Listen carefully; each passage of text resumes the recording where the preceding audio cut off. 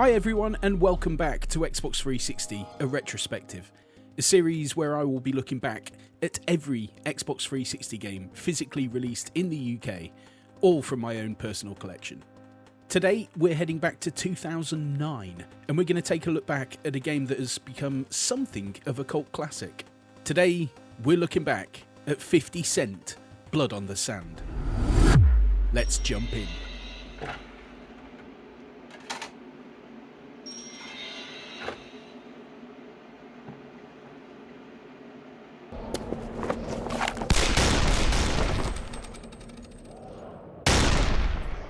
Now, right from the off, I need to be honest here, I'm not a 50 Cent fan or Dadgy Unit or whatever other name he goes by. Don't get me wrong, I don't dislike him or have any real issue with his music or any opinion on him whatsoever, really. I just don't know much about him, other than he did that In Da Club song. So while hip-hop isn't my forte, and old 50 Cent isn't really a persona I can relate to much, I still went into this game with an open mind. Although that being said, there's been a fair few games throughout gaming history that are based on licensed bands or artists. Some of them are truly abhorrent sacks of shit, like the inexplicably awful Kiss Pinball, a pinball game developed by Tarantula Studios for the PS1 in 2001, featuring the band Kiss, but somehow none of the music of Kiss. Then there was Revolution X, a light gun shooting gallery style of game that had Aerosmith attached to it, but somehow didn't support light gun controllers. There was also the infamously shit Spice World in 1998 for the PS1, a dazzlingly awful Parappa the Rapper clone with weird cartoon versions of the Spice Girls. That one did feature licensed songs during gameplay, though the combination of playing a crap game while being forced to listen to the Spice Girls is hardly a ringing endorsement.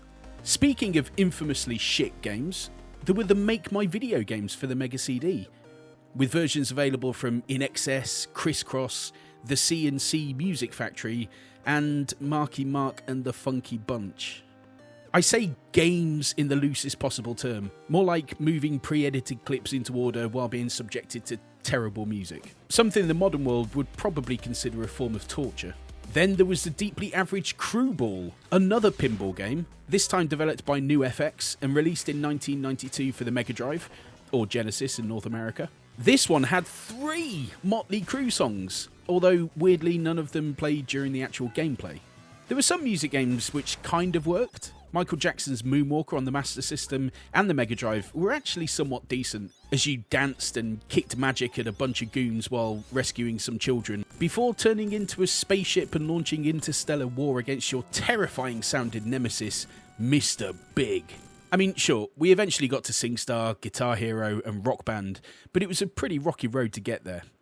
But back to 50 Cent, and Blood on the Sand is actually the second 50 Cent game. He made his debut in the 2005 third-person shooter 50 Cent Bulletproof on PlayStation 2 and the original Xbox, as well as the G-Unit edition for PSP a year later. Developed by Genuine Games and published by Vivendi, Bulletproof actually sold in decent numbers, shifting well over 1 million units. Despite this, the game got absolutely mauled by the critics at launch, with the original Xbox version garnering a Metacritic of just 50. Funny that. Anyway, it did commercially well enough to warrant a sequel. A sequel that very nearly didn't come out, which I'll get to, but a sequel nonetheless. So, let's take a look at more detail as we go through the key facts.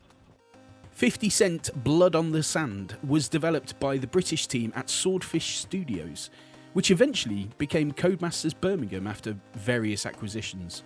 The game was eventually published by THQ, although it was originally greenlit and set to be published by Vivendi. But following their merger with Activision in 2008, they opted to cease support for the project, and the game kind of went into limbo. The publishing contract was eventually snapped up by THQ in October 2008, and the game was released by them. The game itself is a third-person cover shooter, which was originally designed as a game based on the Covert 1 novels, as in Robert Ludlum, The Bourne Identity, and to coincide with the CBS TV series in 2006. After the TV series was cancelled, the project was halted until Vivendi, who were looking to do a sequel to Bulletproof, asked Swordfish Studios to repurpose some of the game into what became Blood on the Sand. The game released in the UK on the 20th of February 2009, the same year 50 Cent released his fourth studio album, Before I Self-Destruct.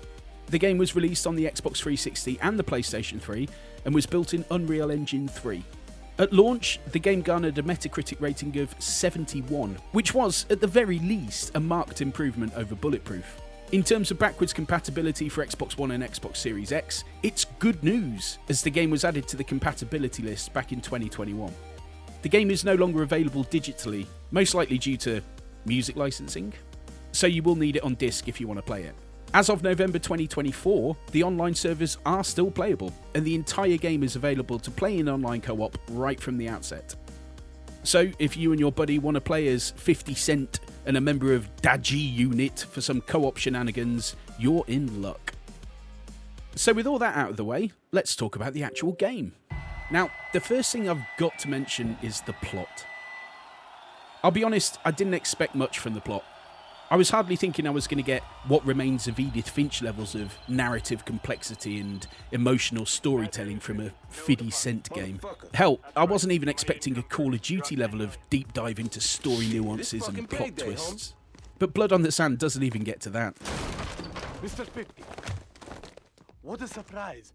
Where the fuck is my money? Instead, it finds the plot barrel, scrapes away the entire bottom arse of it, then delves 30 feet below the bottom of the plot barrel to put together whatever shit it is they serve up here. Time's up. Fiddy does a concert in a Middle Eastern country which is never named, but he doesn't get paid. Instead, he gets given a diamond and pearl encrusted skull, which he then gets robbed of. The entire game is essentially shooting things, him saying, "Bitch, where's my skull?" And that's about it. It's a straight-to-DVD, B-movie type plot. And yet, it somehow works almost flawlessly.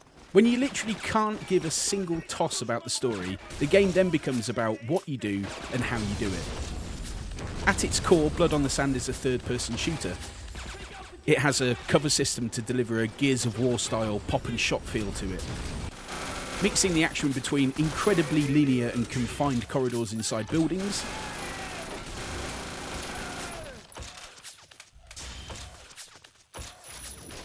to some slightly more open exterior environments that at least allow you to be a little bit more creative with your approach. Old Fiddy has 4 different gun slots, a pistol with infinite ammo, an assault rifle or machine gun slot for mid to long range combat,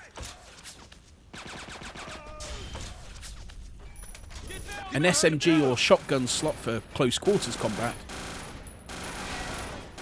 and a ranged or explosive slot for your sniper rifle or bazooka. Each weapon slot can be upgraded by buying new equipment from some dodgy bloke at the other end of a payphone, which seem to be scattered with an alarming efficiency throughout the world. Fiddy can also carry grenades and he can carry Molotovs, so there is actually a decent blend of weapons choices to suit most people's preferred playstyles. Ammo is pretty common across all gun types, though I did have a few moments where I had to switch from my weapon of choice to something else because for the life of me I couldn't find a sodding yellow ammo box. As you make a kill, the game has a countdown timer for you to make successive kills and chain them together for a higher score reward, but also to fill your gangster time effect. This is basically Fiddy's version of bullet time, seemingly ripped straight out of Max Payne playbook by the way. And is great for dealing with large clumps of enemies in quick succession by slowing down time to a crawl and giving you the time and space to line up your shots. Each level has a multitude of challenges which flash up on a regular basis, from killing certain types of enemies in a certain time limit to collecting money from crates in a time limit, all of which contribute towards your final mission rating, and at least offering some replayability for solo players. As well as shooting the shit out of everything that moves, 50 Cent is also able to deliver some pretty brutal melee takedowns. Of course, being a game from 2009, these obviously come with a QuickTime entry challenge, though these QTEs are mapped exclusively to the B button, and the window in which to press them is pretty insanely generous, meaning it's not really any challenge at all. It was nice to mix it up though, and you can also buy some new melee finishers from the dodgy payphone guy to mix up the brutalities. Fiddy also has a taunt mapped to the L3 stick. Stay down, bitch! meaning you can quip all kinds of offensive taunts when you're spraying bullets at your adversaries. And again, there's more of these to waste your money on should you choose to. Indeed, XP is actually rewarded to the player for every successful taunt you perform after killing an enemy, so it is actually a good habit to get into. Money in this game comes from breakable crates that are generously splattered around the entire game. The last level in particular is absolutely full of them, as well as cash dropped by fallen enemies which despawns after 10 or 15 seconds. That mechanic actually had me using cover much less than I normally would have. Think of it as a bit like a game of Kill Confirmed, where getting the kill is all good and fine, but the reward is actually being able to get to their body and get a bigger reward. And it did change the way I played the game, which I did appreciate. The entire game can be played with a buddy in online co-op, though I didn't actually do this. I just played the single player with an AI-controlled buddy. For the most part, this was absolutely fine. Other than some slightly repetitive dialogue, your partner is actually somewhat useful. They actually shoot some enemies, and tend to be quite good at taking cover, meaning I didn't have to revive them all that many times. I did have the odd occasion where my partner got stuck in a wall, meaning I'd have to restart the checkpoint, as no matter how much I tried to interact with the area that requires my buddy to give me a leg up, he was too busy glitching into a wall or a door, making the whole game essentially soft-locked.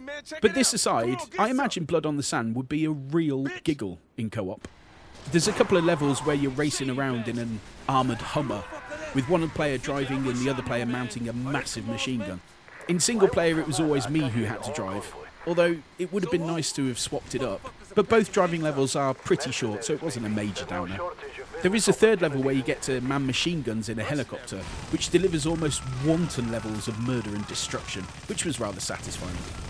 There were also some really satisfying environmental destruction on show in this stage, and the gun with endless ammo and absolutely no overheating worries meant I could literally just rinse absolutely everything non-stop, which was, admittedly, a lot of fun.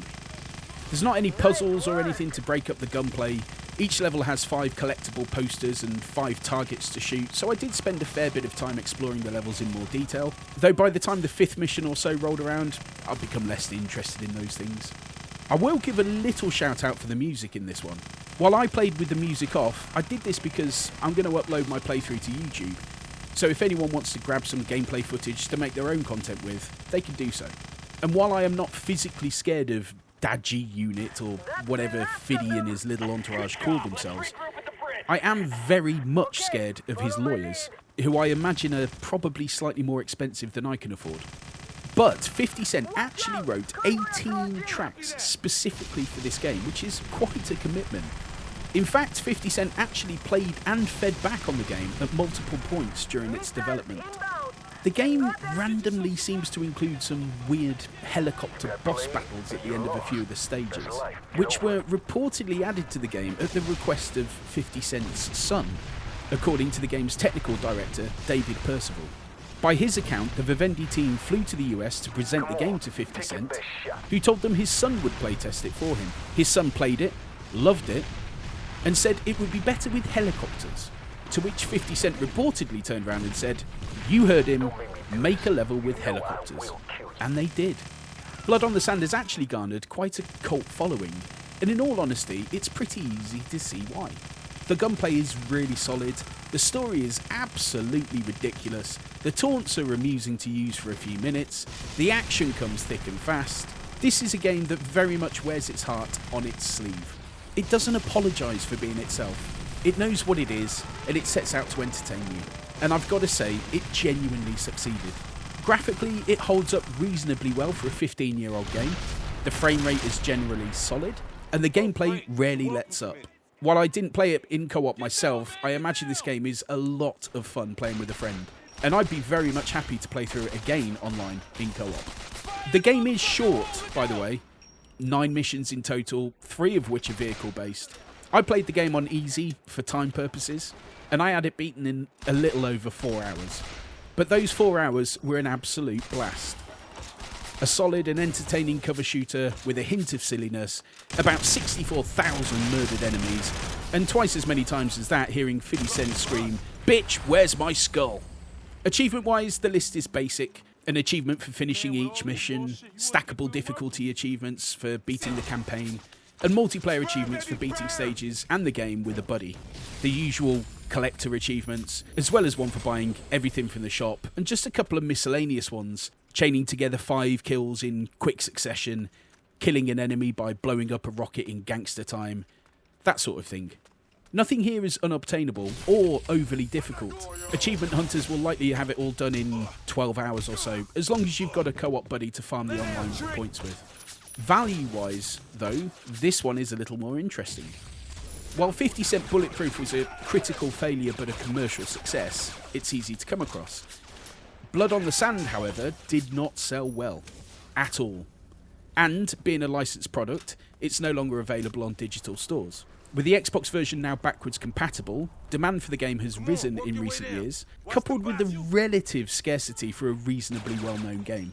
Copies on eBay regularly sell for between £25 and £40, dependent on condition, so well above the median cost of Xbox 360 games generally.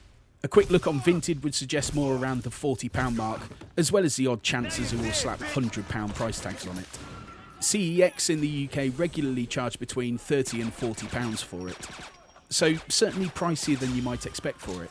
The game's value had a sizable spike in 2021 when it went backward compatible, and in my own personal opinion, I don't see it dropping. It's a bit of a cult classic game, and mixed in with the non-digital availability and the online co-op functionality, I expect this will probably stick around this price or even gain value over the coming months and years. Is it worth it? Look, if you could pick this game up for 5 or 10 quid, I would be 100% advocating that you do so, because it's genuinely excellent fun. As someone with precisely zero interest in 50 Cent, I nevertheless found myself having an inexplicably great time with this one. It's brash, it lacks any kind of class or elegance, and it unashamedly is what it is. But that's what's so great about it. I totally understand why it's a bit of a cult classic, and I understand the replayability of it. But 40 quid is a large chunk of money. If you're a budding Xbox 360 collector, I would recommend you get it now, as I think this game will continue to increase in value. If you're a budding Xbox 360 gamer, 40 quid for a 4-hour game is just not worth it, as much fun as it was. There are far better games you can pick up for that price.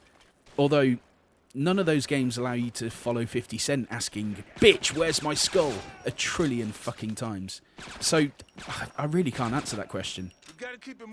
Instead, let me bring up my incredibly detailed, optimally calculated, and industry-leading rating system in order to help you make the most informed decision possible on whether you should buy 50 Cent Blood on the Sand.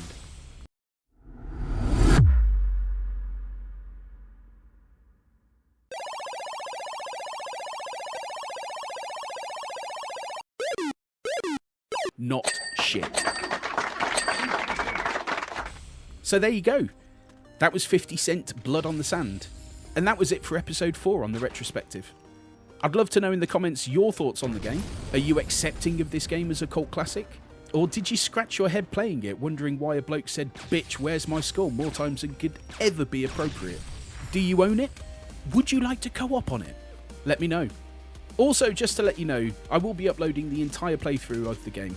All the gameplay footage in this video was captured from my playthrough, and if you're planning any content around this game, I'd be more than happy for you to use that footage yourself. All I'd ask for is a little credit in your video if you do use it. In the meantime, I will love your face more than 50 Cent says, "Bitch, where's my skull?" if you could drop a like on this video, and unconditional love for all of eternity if you subscribe to the channel. If you have any specific questions about my collection or want to see a specific game covered, let me know. Meanwhile, I'll be back next time with a real genre shift, so until then, be awesome to each other, and I unconditionally love your hecking faces.